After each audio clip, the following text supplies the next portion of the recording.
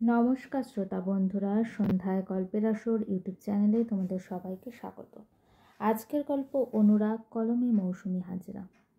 ওইদিকে রুদ্রনীলের আজ আর কোনো কাজে মন নেই। কয়েকবার হোয়াটসঅ্যাপ খুলে অরুন্ধতির নাম্বার পেয়ে তার ডিপি দেখা হয়ে গেছে। সব কিছু হঠাৎ করে হয়ে যাবে তা ভাবতেও পারেনি। মাঝে মধ্যে একটু দামি স্বপ্ন দেখে ফেলছে রুদ্রনীল। ভবিষ্যতে রুদ্রনীল, অরুন্ধতী আর তিন্নি মিলে একসাথে থাকা। পরক্ষণে আবার মনে মনে ভাবছে, এইসব তো কোনোদিনও সত্যি হবে না, কিছু জিনিস দূর থেকেই সুন্দর। তবুও তার ভাবতে ভালো লাগে। দুজনে মিলে একসাথে বাড়ি ফিরলেই তিন্নি এসে দুজনকে জড়িয়ে ধরবে। একসাথে সবাই মিলে সময় কাটানো যাবে। ইদানিং একা একা বাড়ি ফিরতে আর ইচ্ছে করে না রুদ্রনীলের। একা একা থাকতে থাকতে হাঁপিয়ে যায়। কেউ তো অপেক্ষা করে না, না থাকলে ঘরে ফেরার তারাও থাকে না। এই ছন্নছাড়া জীবনটা ভীষণভাবে সংসারী হতে চায় এখন। এইসব ভাবতে ভাবতে একটা আননোন নাম্বার থেকে ফোনটা রিসিভ করতেই চিনতে পারছেন রুদ্রনীলবাবু। আজ সকালে অরুন্ধতির বাড়িতে পরিচয় হলো। বিভাবরী, বাহ, নামটা মনে রেখেছেন। অরুন্ধতির কাছ থেকে আপনার নাম্বারটা নিলাম। হ্যাঁ, এত মিষ্টি নাম ভুলে যাওয়া তো যাবে না। তা বেশ বেশ, এবার বলুন তো আমার বান্ধবীকে কেমন লাগে আপনার? হঠাৎ এই প্রশ্ন শুনে একটু ঘাবড়ে গিয়েছিল রুদ্রনীল। তাই আমতা আমতা করে বলল, মানে আমি মানুষের চোখ খুব ভালো করে চিনি। আপনার চোখ আমি দেখেছি। আপনি যেভাবে অরুন্ধতিকে বারবার দেখে আবার চোখ নামিয়ে নিচ্ছিলেন, তাতে আমি পরিষ্কার আপনার মনের কথা বুঝতে পেরেছি। আপনি এইসব নিয়ে অরুন্ধতির সাথে কিছু কথা বলেননি তো? মানে কোনো কথা বলেননি তো? আরে না না, প্লিজ কিছু বলবেন না ওকে। কথা দিলাম বলবো না, তবে আমাকে সব সত্যিটা বলতে হবে। কী চলছে আপনার? আমি অরুন্ধতিকে বেশ পছন্দ করি। শুধু পছন্দ না, না, ভালোবেসে ফেলেছি। তাকে ভীষণ শ্রদ্ধা করি। এটা কোনো মোহ নয় তো? একদমই না। এই অনুভূতিটা আমার অনেক দিন থেকেই শুরু হয়েছে। তাই তো অরুন্ধতির থেকে দূরে থাকতাম, যাতে আমার মনের কথা উনি কখনো বুঝতে না পারেন। আমার বান্ধবীর জীবনটা আবার নতুন করে সাজিয়ে দিতে পারবেন। আমিও তো তাই চাই, কিন্তু উনি এইসব জানতে পারলে আমার সাথে হয়তো কথা বলাই বন্ধ করে দেবেন। যা করার ধীরে সুস্থে করতে হবে। আমি আছি আপনার সাথে। সত্যি বলছেন বিভাবরী? আপনি আমাকে সাহায্য করবেন? হ্যাঁ রুদ্রনীল, আমি আছি। আজ আমি আর অরুন্ধতী একসাথে বাড়ি ফিরব। চেষ্টা করুন ওর সাথে বেশি বেশি কথা বলার, বন্ধুত্বটা বাড়ানো। বেশ, আমি তাই করব। আর সব কিছু আমাকে জানাবেন কিন্তু। হ্যাঁ, নিশ্চয়। বিভাবরী ফোনটা রেখে দিয়ে মনে মনে ভাবল, এবার অরুন্ধতির পালা, ওর জীবনটাকে নতুন করে সাজিয়ে তোলার জন্য। বিভাবরীর যা করার করতে হবে। হাই রুদ্রনীল, আমি আসলে এটা বলতেই ফোন করলাম যে আজ আমার ফিরতে লেট হবে, আপনি চলে যাবেন। আমি পরে ক্যাব নিয়ে ফিরে যাব। আমি ওয়েট করব, আমার বাড়ি ফেরার কোনো তাড়া নেই। না না, আপনি চলে যাবেন, আমার অনেকটাই লেট হবে। ওকে, ওকে, বাই। অরুন্ধতী ফোন করছে দেখে কত খুশি হয়েছিল রুদ্রনীল, কিন্তু এমন হবে কি জানতো। কত কিছু ভেবে রেখেছিল, একসাথে বাড়ি ফিরবে, সাহস করে চা খাওয়ার কথা বলবে, উফ, সব মাটি হয়ে গেল। অফিসের কাজ শেষ হলো যখন, তখন রাত্রি প্রায় 10টা। অরুন্ধতী বাড়ি ফিরতেই আগেই জানিয়ে দিয়েছিল ফিরতে লেট হবে বলে। তবে এখন বেশ অনেকটাই লেট হয়ে গেছে। অরুন্ধতী ম্যাম, আপনি বাড়ি পৌঁছে আপনাকে কি বাড়ি পৌঁছে দেব? না না ঋষভ, আপনি বাড়ি যান, আমি ঠিক চলে যাব। আচ্ছা, আমি আপনাকে পৌঁছে দিয়ে তারপর বাড়ি যাব। অরুন্ধতীকে ঋষভ এর আগেও বাড়ি পৌঁছে দিয়ে এসেছে। যখনই কাজের জন্য লেট হয়েছে তখনই ঋষভ অরুন্ধতীকে একা ছাড়েনি। ছেলেটা বরাবরই ভীষণ কেয়ারিং।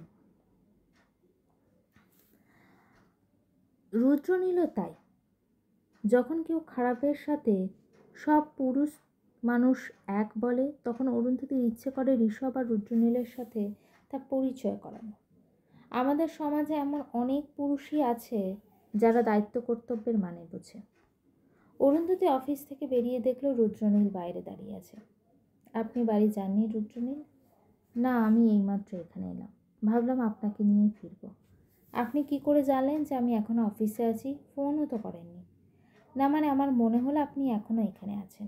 সত্যি করে বলুন তো, কখন থেকে এখানে আছেন? 7টা থেকে। মাই গড, এখন তো বাজে রাত 10টা। আমি আপনাকে তো বাড়ি যেতে বলেছিলাম।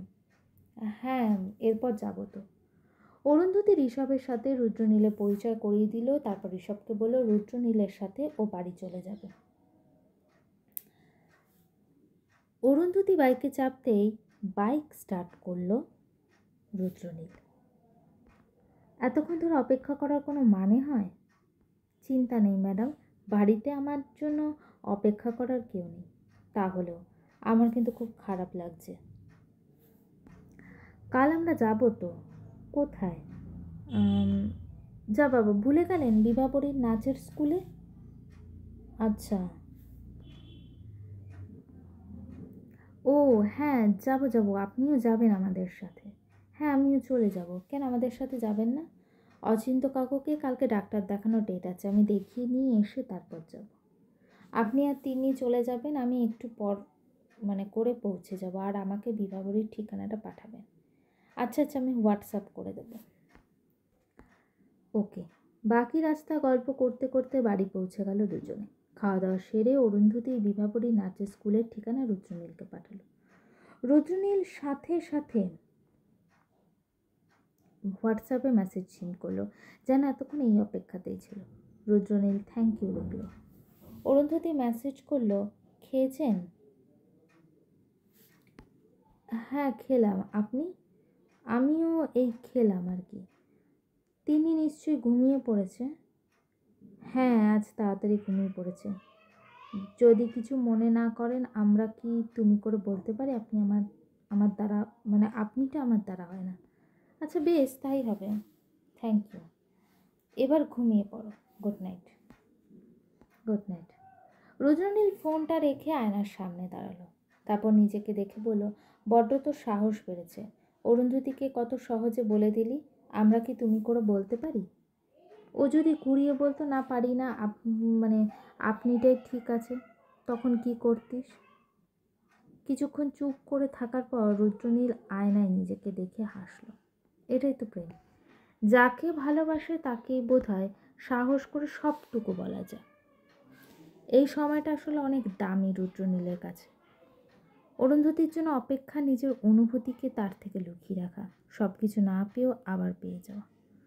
রুদ্রনীলের ফোনটা বেজে উঠল। স্ক্রিনে বিভাবরী নাম্বার। হ্যাঁ বিভাবরী, আর জানো কি হয়েছে? প্রথম থেকে শেষ অবধি বলে যাও। আজ অরুন্ধতী লেট হবে শুনে আমি ওর অফিসের বাইরে 3 ঘন্টা ওয়েট করেছি, তারপর ওকে নিয়ে ফিরেছি। এই যে অপেক্ষা আমার জীবনে একটা সুন্দর মুহূর্ত ছিল। তার মানে ছেলেটা সত্যি সত্যি আমার বান্ধবীর প্রেমে হাবুডুবু খাচ্ছে। আমরা এবার আপনি ছেড়ে তুমি করে বলছি। আরে বাহ, কাল দেখা হবে তোমার সাথে। হ্যাঁ হ্যাঁ, দেখা হবে। ছুটির দিনগুলোতে সকাল হয় একটু দেরি করে, তবে অরুন্ধতীর জীবনে ছুটির দিনগুলোতে আর ব্যস্ততা থাকে। সারা সপ্তাহের বাড়তি কাজ এই একদিনে করারই চেষ্টা করে। শাশুড়ি মা বারবার বলেন, তুই রোবট না একটা মানুষ, ছুটির দিনগুলোতে একটু রেস্ট নে না ভালো করে।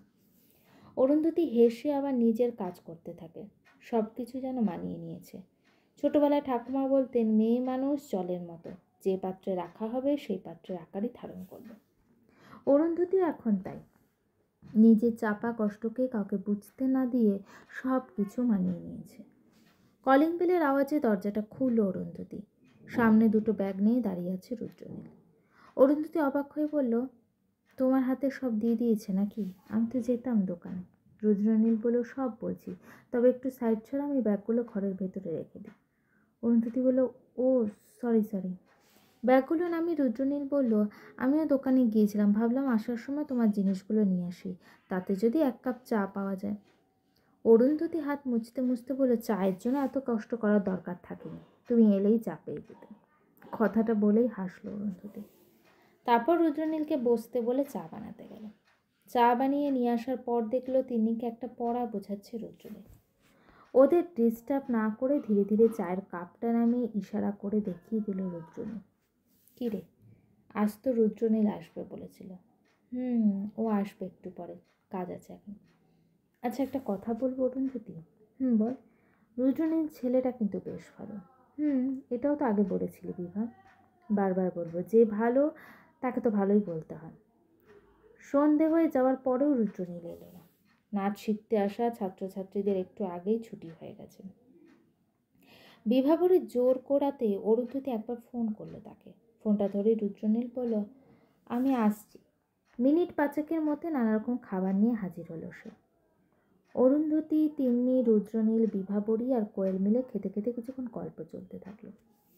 অরুন্ধতী আর তিন্নি ফিরেছে গাড়িতে, পিছনে বাইক নিয়ে ফিরছে রুদ্রনীল। অরুন্ধতী খেয়াল করেছে আগেও রুদ্রনীল এইভাবে তার গাড়ির পিছনে থাকত। ও ফিরলে তবেই সেও ঘরে ফিরত। দিন পেরিয়ে গেল, রুদ্রনীল আর অরুন্ধতীর বন্ধুত্ব আরও বাড়ল। এখন দুজনে একসাথেই অফিসে যায়, একসাথেই ফেরে। পাশাপাশি অনেকেই তা দেখে, কথাও বলে এই নিয়ে, কিন্তু তা অরুন্ধতী আর রুদ্রনীলের বন্ধুত্বকে স্পর্শ করে না। তারা দুজনে এখন অনেক কথা বলে, ছুটির দিনগুলোতে আড্ডা দেয় একসাথে। গল্পটি কেমন লাগলো অবশ্যই আমাকে কমেন্ট করে জানিও। আর আমার চ্যানেলে গল্পগুলো যদি তোমাদের ভালো লেগে থাকে, চ্যানেলটিকে সাবস্ক্রাইব করে পাশে থেকো।